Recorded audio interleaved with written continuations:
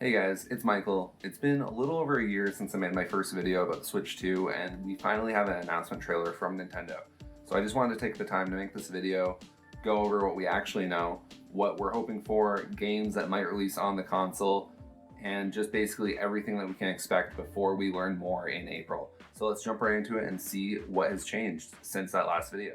So, the last time I talked about the Switch 2, the section about what we knew was substantially smaller. At least this time around, we know what it looks like, which is to say, just like a Switch but larger.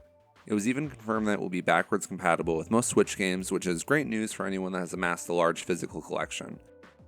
It seems like mostly the little things that have changed, and that feels like a good thing to me. The Switch seems to be a mostly great console, so these small changes seem like the best approach, while still giving people something new. Like I said, the Switch is going to be slightly larger than the original Switch 1, but it doesn't look like it's going to be larger than a Steam Deck. And I've seen a lot of people complain that it might be uncomfortable being that big, but I play the Steam Deck all the time and I never find it being an issue with the size. So I think those complaints aren't really justified. We're also hoping that it will be at least 1920 by 1080p. I think given the size, if it was any smaller than that, we could be entering fuzzy territory. But yeah, we'll just have to wait and see. We don't know if that screen will be an OLED or a standard LCD, but knowing Nintendo, it could be either depending on what price point they're trying to hit. Trying to release an LCD console might seem like a step in the wrong direction after the Switch OLED, but it would leave room for a Switch 2 OLED a couple years down the line. I don't know if Nintendo would necessarily be one to do that, but you never know. I'm hoping they opt for the better screen, but we will have to wait and see. Moving on from the screen, the slide-on Joy-Cons have been replaced with a snap-on, presumably magnetic mechanism.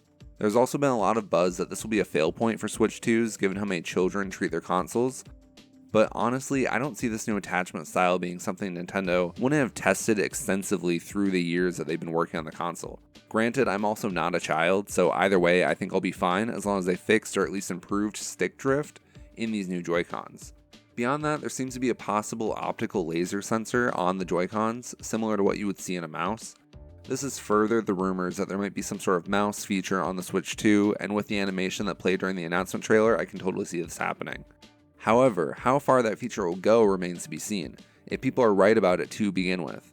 This could be something as extensive as browsing some form of web client or a way to navigate the console, or something as minimal as a new sort of minigame control that we might only see on a handful of games.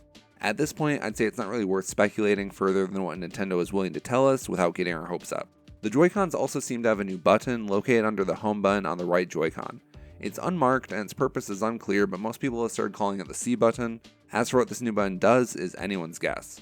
There have been rumors of it being a way to do things like cast your TV, screen share, or switch to the mouse mode that I just talked about. These are all wildly different applications, and there is the possibility that it could be none of these or some context-driven combination of all of the above. That is to say, we really have no idea what it is at all. And sadly, that's all I can really say until we wait and see when it comes out later this year. And finally, we've reached the last feature of the Switch 2 that is for sure confirmed by the announcement video, that being an additional USB port at the top of the console. Nintendo didn't give us any information about this besides the fact that it exists, and at first it might not seem like much, but I think it's one of the most oddball moves that I find the most interesting.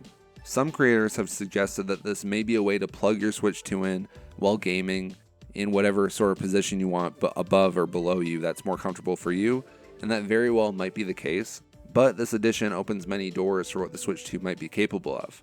I've seen all sorts of suggested applications for this extra port, from things that are probably pretty unlikely, like modern day link cables, to things that are still unlikely, but that I greatly hope for, like a secondary screen attachment for something like DS emulation or new games down the line.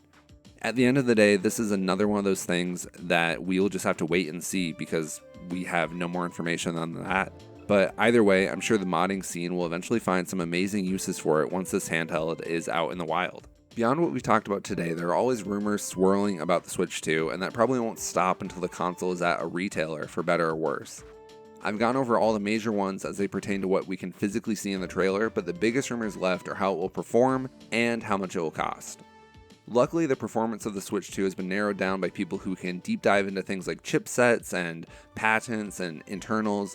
And just based on that, given what we know about the internals, I think the current consensus is that the Switch 2 will be more powerful than a PS4, but not as powerful as the current generation of consoles.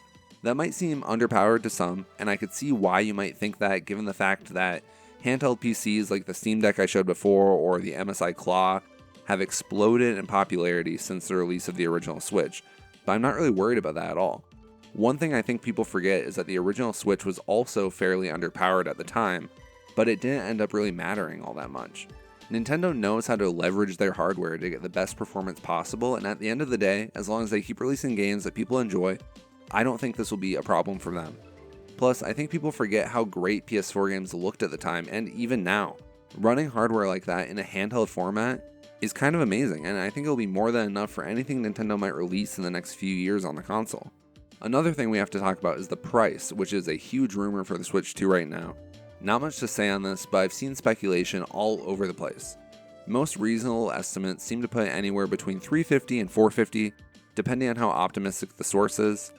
If we do end up having any hope of an OLED model, I think you should expect something closer to the high end of the range, at least $400. Heck, even if it isn't an OLED display, I would expect the $400, since the original Switch is still like $300 today. Not much else to talk about on that front.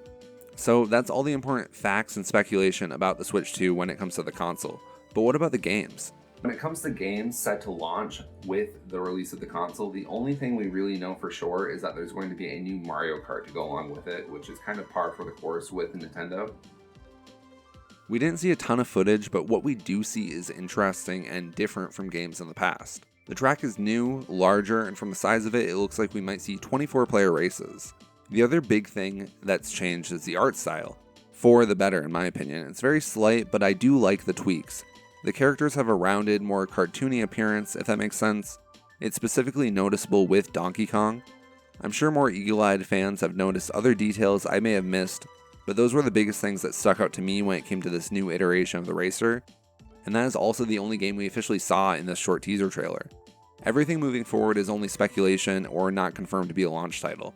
With that being said, it would make sense for there to be a new 3D Mario game set to release at launch or within the first year of the Switch 2.